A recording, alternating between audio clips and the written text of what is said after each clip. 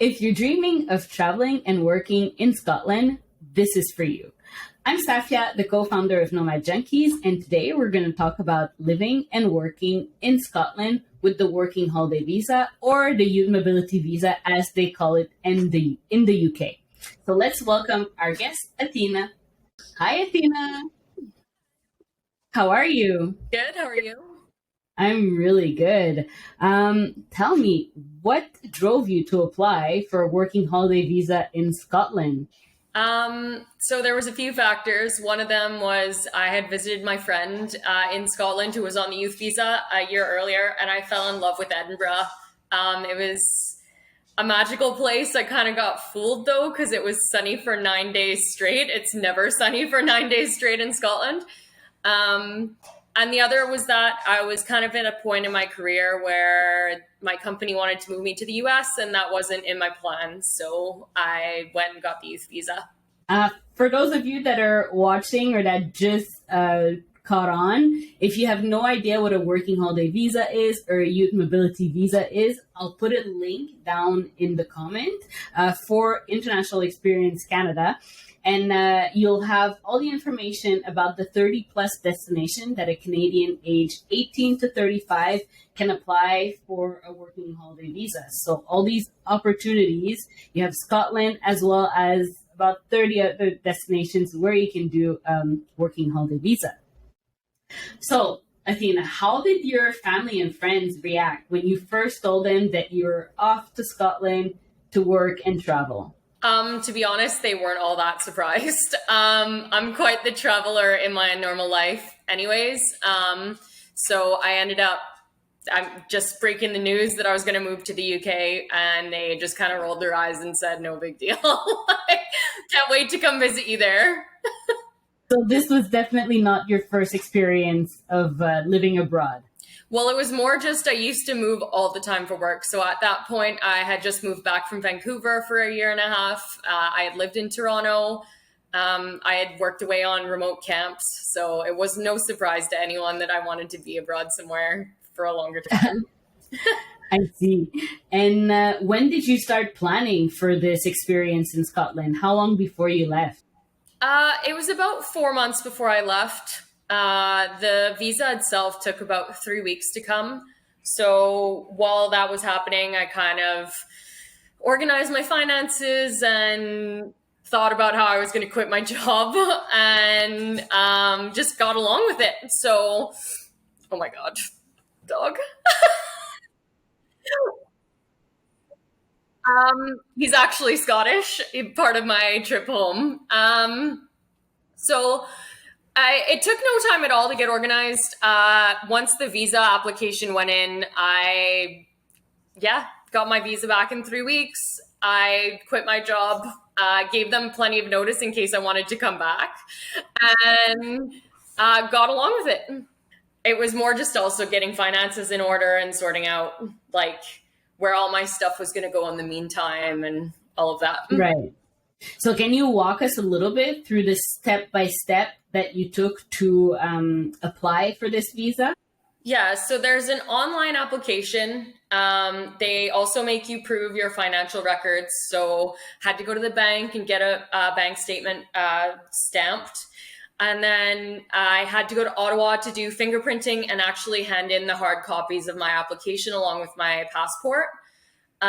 There's only a few offices around Canada that do the fingerprinting. So Ottawa's the closest one to me. And it was VFS, if I remember correctly, the company that you have to book with. So this is something to really consider where those offices are as you're, kind of doing the process for your application, right? Yeah, for some people, it could mean quite a distance to travel, I think. And the appointments can be a bit sparse. Like there's no weekend appointments, so I had to kind of give up a day during the week to go. I see.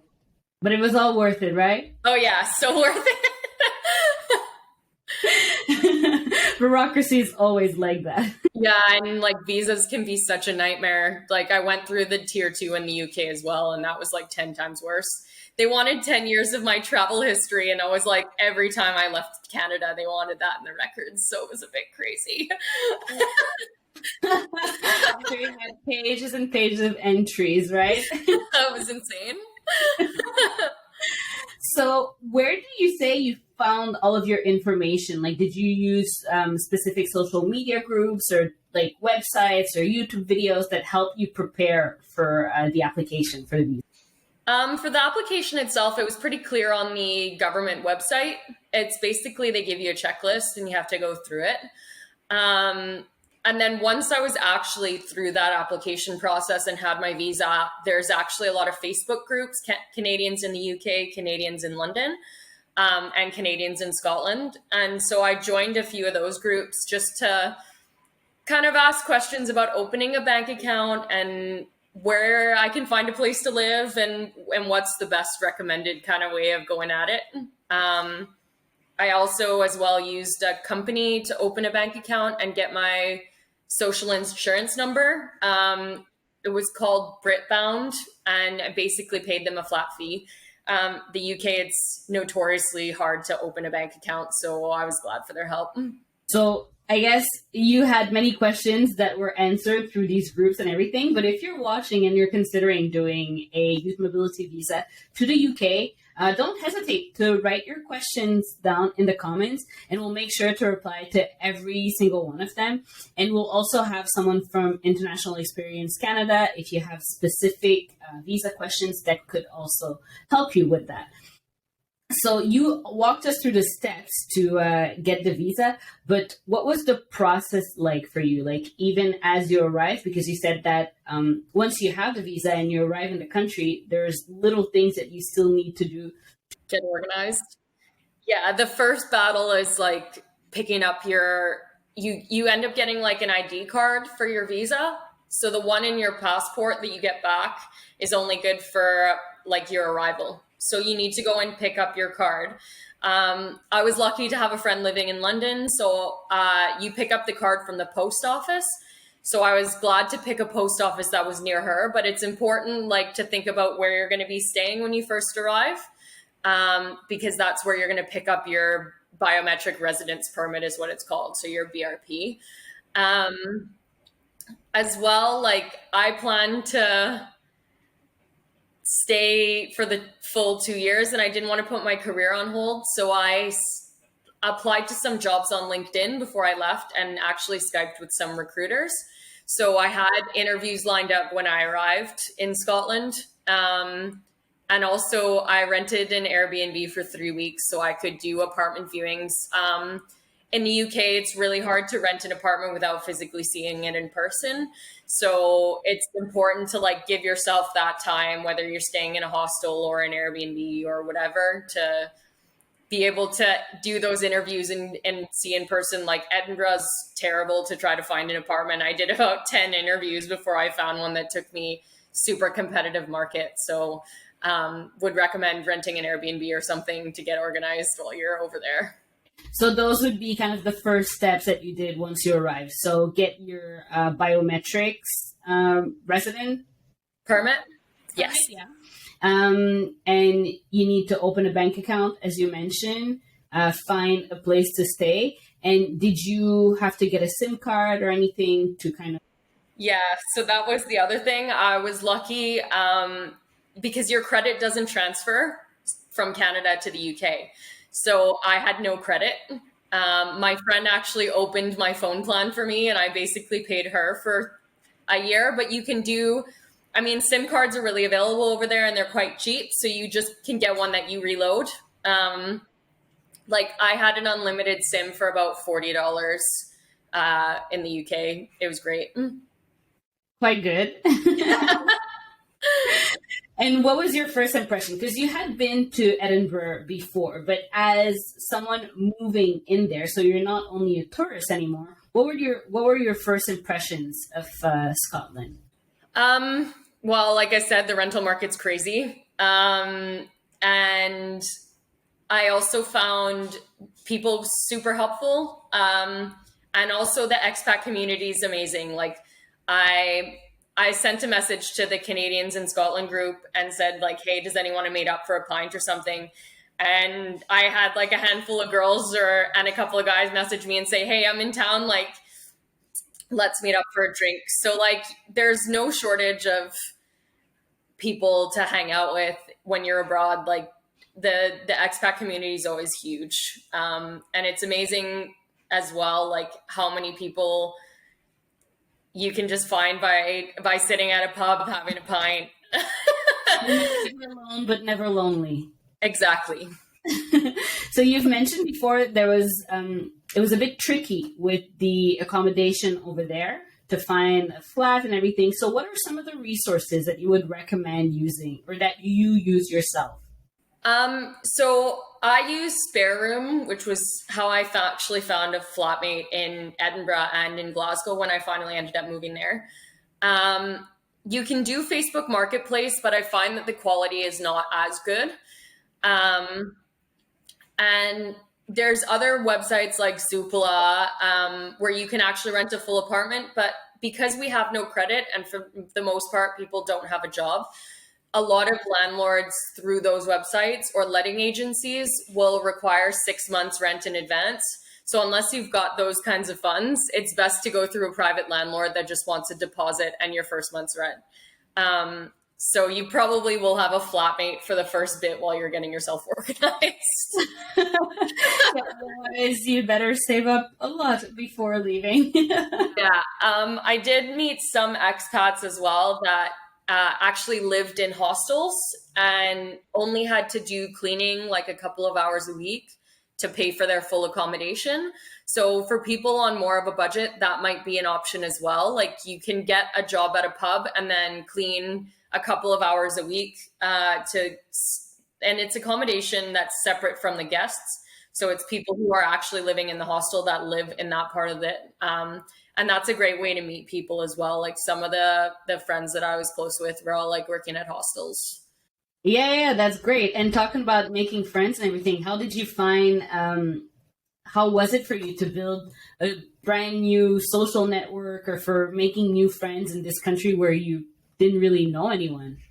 I was lucky because my friend Brad introduced me to some people, but I used the expat groups as well as Bumble BFF. So the dating app actually has an option to look for friends. I've used that in places in Canada when I was moving around and abroad.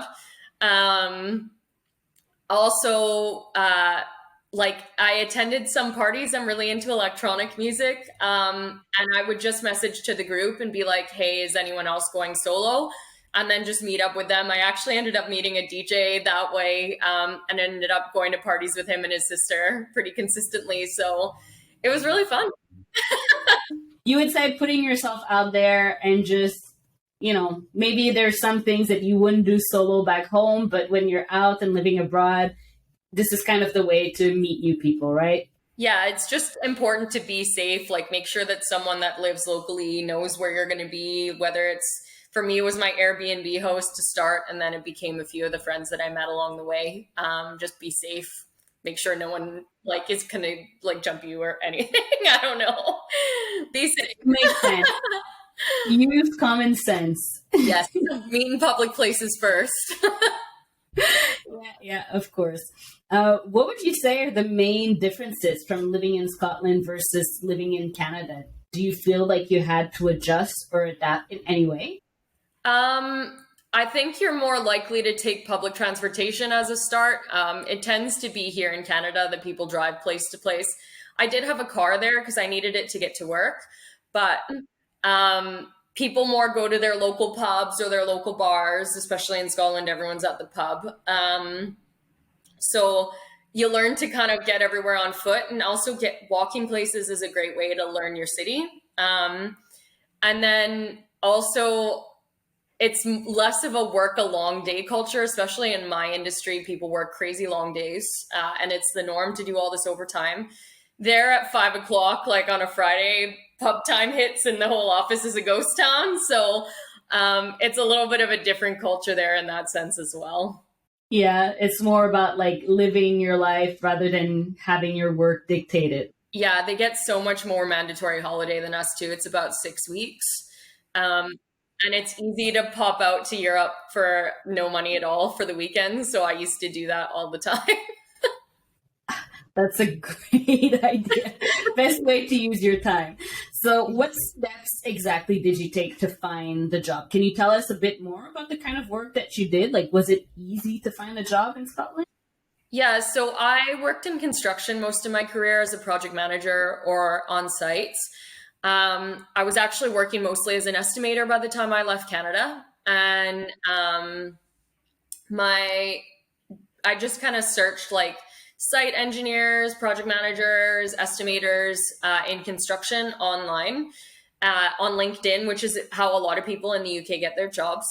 And I emailed some recruiters through that, and they ended up, I got a recruitment agency in Scotland that specializes in construction, and they set up 2 interviews for me. So I chatted to the recruiter like before I left Canada, and then I met her for coffee when I arrived, and then I had a job within 2 weeks. So that's amazing. And in your field as well?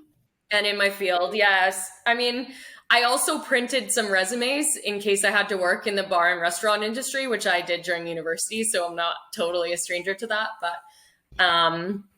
But your intention was to go there to work in your field. Yeah, I didn't want to stop my career. I was a bit older doing the visa. I was 28. So I didn't want to be there and like put my career on hold for 2 years. It can be a weird gap if in my industry to, yeah. And you got to continue your career abroad. I'm sure many people dream of doing that. So it's really cool that you had that opportunity. Yeah, I ended up actually getting the option as well to be sponsored by my company after the 2 years, because the youth mobility visa is not extendable. So they actually went through the whole process of becoming sponsors and getting me a sponsored visa, which I was on for the following 2 years that I was in the UK. So, oh wow! So you stayed a total of 4 years. Yeah, just over 4 years. Wow, that's amazing. So in those 4 years, I'm sure there's many funny or weird situations that must have happened to you because you were lost in translation. Do you want to share one of those with us? So there was a few, I think the favorite, at my work was before a meeting was going to start, if we were waiting for people to arrive or whatever, they'd pull up a map of Scotland and be like, hey, how many names can you screw up on this map? So they'd tell me, like, they'd point to a place and tell me to read the name. And I think another time I went to the coffee machine, and it was like a rare sunny weekend. So we back to work on Monday, and the senior electrical engineer at my company, Bob, I pull up next to him. He's this tall, bald Scottish guy. And I'm like, oh, Bob, how did you enjoy the sun this weekend? And his response to me was, nae sun in the pub. And I was like, all right. Right. I got that. Right. Should have known. Yeah. So what would be the hardest town or village to pronounce? I mean, some of them are just tricky. So yeah. One of them, it's spelt Milngavie. It's right outside of Glasgow, and you actually pronounce it Mulgai. Oh. So it's like, I can imagine trying to ask directions for that and really screwing up the pronunciation. I mean, Scottish people all know that you're just like ridiculous anyways, so they know you're a tourist. Like most people, I say Edinburgh properly now, but it's because I was badgered so much for saying it incorrectly that you can put down. All right, so let's talk a little bit about money. Did you have any savings before you left for Scotland? Yeah, I actually saved it was close to like $15,000 Canadian. I just didn't want to be stuck in a place where I had no cash, which I ended up spending all on traveling, like going to Oktoberfest and to go to Jordan and stuff. But it was more the security level for me. Like I know people that went over on the youth visa with way less money than that. They had like a couple of £1,000 and it was enough to make sure that they could get a job within a few weeks. And I used Wise to bring it over, which is quite a common transfer. It used to be called TransferWise. It's called Wise now. I've used that actually to pay for foreign trips, to pay people in Europe. It's really easy. It's important to try to set that up before you leave Canada because your bank definitely wants to have your authorization. So it can be a bit tricky if you're trying to make phone calls to confirm with your bank before you leave. Yeah. Okay, that's a good tip. Definitely good to know. And so since you were working full time? Yeah. So would you say that the money that you made during your working holiday visa or the youth mobility visa was enough to cover your cost of living there? Oh, absolutely. I mean, living expenses are a little bit different. And I mean, my salary compared to my Canadian salary was like probably about 40 to 50% less over there. But you make it work. Like groceries are a lot cheaper, phone plans are a lot cheaper. I had a flatmate, which was fine because it was someone I also could be friends with. Um, and I'm actually still really good friends with one of my flatmates. We're really quite close.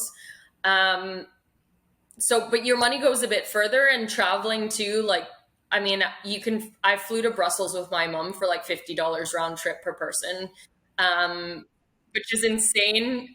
You can't even like take the bus anywhere here for that kind of money.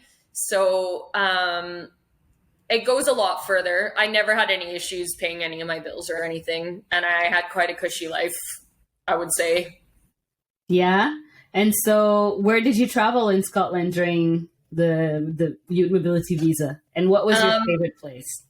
I got pretty lucky that my job, I Scottish Water was the biggest client for the company that I worked for. So I went around and saw, I mean, sewage works and water treatment works all over the country.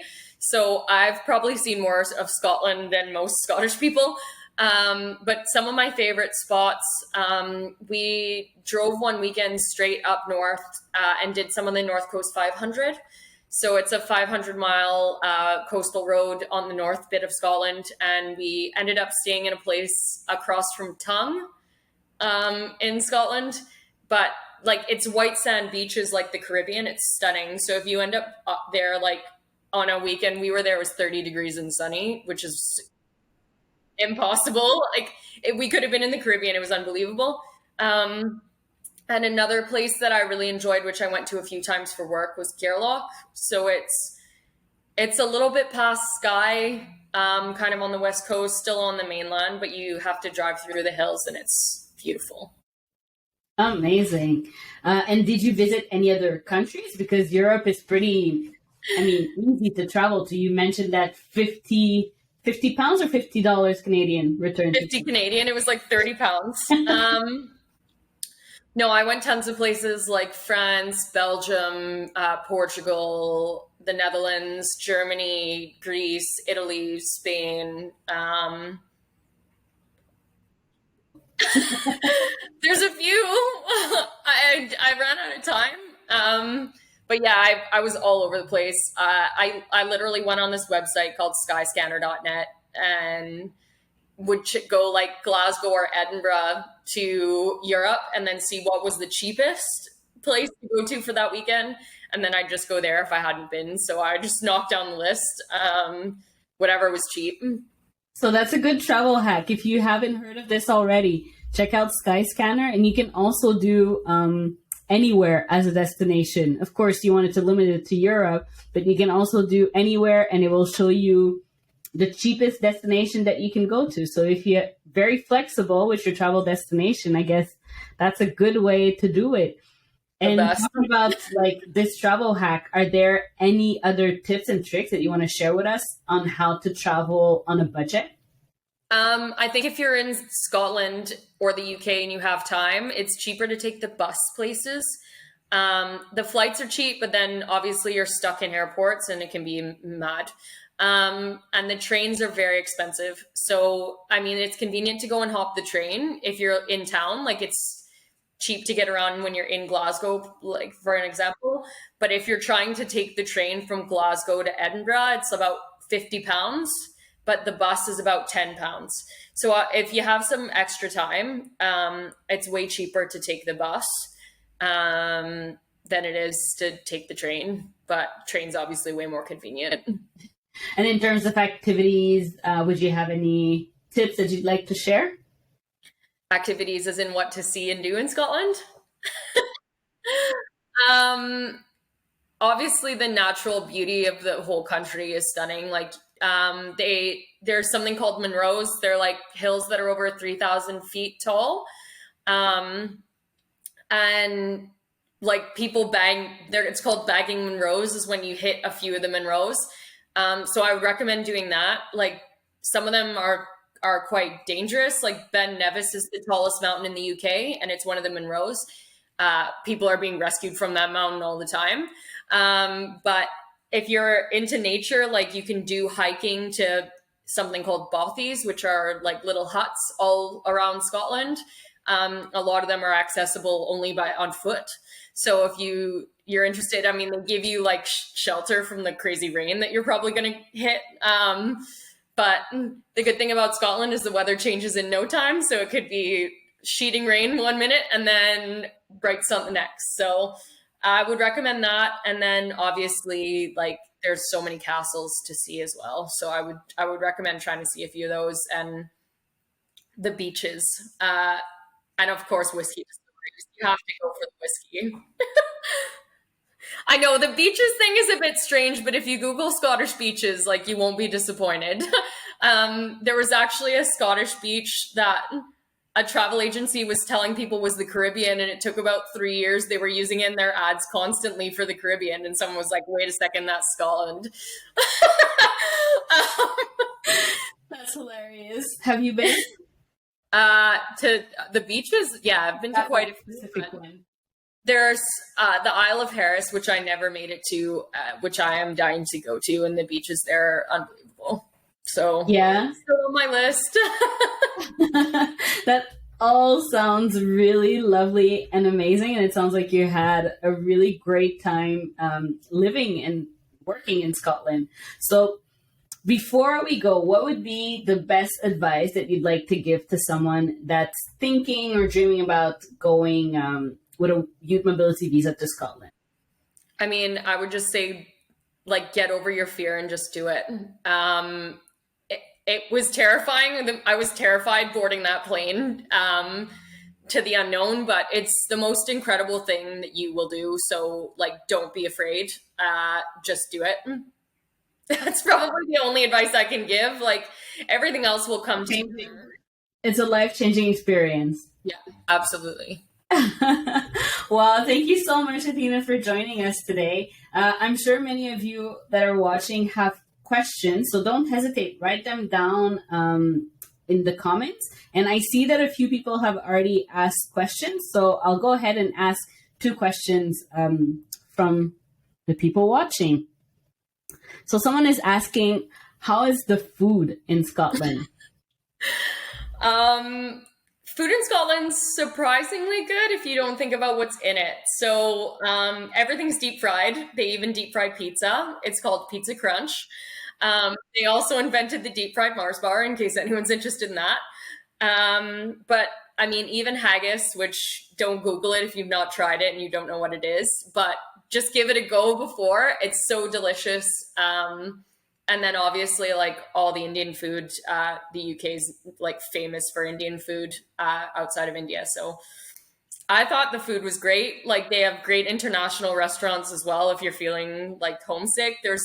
In Edinburgh, there's a place called Down the Hatch, which is actually run by Canadians. They have poutine. They have a couple of other Canadian goodies. So if you're ever homesick, there's ways to get it there as well. Yeah, so there's options. All right, let me see. Someone is asking, well, it goes with what you just said. What did you miss the most about Canada? So things that I missed about Canada was hot summers. So in Scotland, like, a hot summer is like 19 degrees. Yeah. So I missed that about Montreal summer, at least. Montreal summer is really hot. And oddly enough, I really miss craft dinner. But there's a place to order it, and my mom used to mail me craft dinner as well, and Montreal bagels. So these are two like main things, and then some odd snacks, which as well, there's a guy in London who's Mr. Singh's Canadian things. He actually will imports a lot of Canadian products. So if you're ever homesick, like I ordered, I don't know, Colonel's popcorn flavoring once, and Jolly Ranchers and whatever else. So when you're feeling homesick, ketchup chips too. Like the ketchup chips in the UK are not that good. But yeah, miss that the most for sure is hot summers and some of the Canadian goodies like Caesars. And to follow up on that question, this one is more for me, but now that you're back at home in Canada, what would you say you missed most about Scotland? I miss my friends in Scotland, so I actually went to visit them. I also miss the whiskey collections. SAQ has a sad selection of whiskey. And I mean, I miss like the Scottish nature. Like it was so easy to get out in nature there outside the city, inside the city. And also for my dog, like dogs are allowed off leash everywhere in the UK, and Canada's so restrictive that I took it for granted. Yeah, I get it. Any plans to go back? So I was just back a few months ago. I did a sneaky trip for 10 days to visit friends and pick up some whiskey that my friend got me, because Glasgow got its first whiskey distillery in about 350 years. And they bottled their first whiskey in September of last year past. So she saved me some because my old flatmate works at the distillery. So I had to go pick it up. It's quite delicious and the tours are really beautiful. So if you are in Glasgow, go to the Clydeside for a whiskey tour and see the building. Used to be the old Queen's Docks. So it's a historic building on one half and a brand new building on the other. So it's the history as well, like shipbuilding in Glasgow. Yeah. So Scotland turned you into a whiskey fan? Yeah, I definitely wasn't a whiskey fan before. But you learn to appreciate when you're there, and you need that whiskey to warm you after you've been in the pelting rain. That's a good excuse. I'll take it. All right. So thank you so much for being with us today, Athena. And if you decide to travel and work abroad, you'll find all the details on International Experience Canada's website, whether it's for Scotland or for one of the 30 plus destinations where you can travel and work abroad as a Canadian. So remember, we'll put the links in the comments. Don't forget to check it out.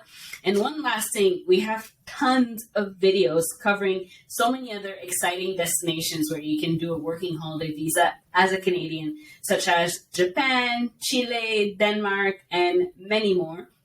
So go check them out. We'll share the links in the comments just below. So thanks again for joining us today. Thanks, Athena, for this amazing story. Makes me want to move to Scotland. I don't know when I can book my trip next, but I'll go there, drink some whiskey thinking of you.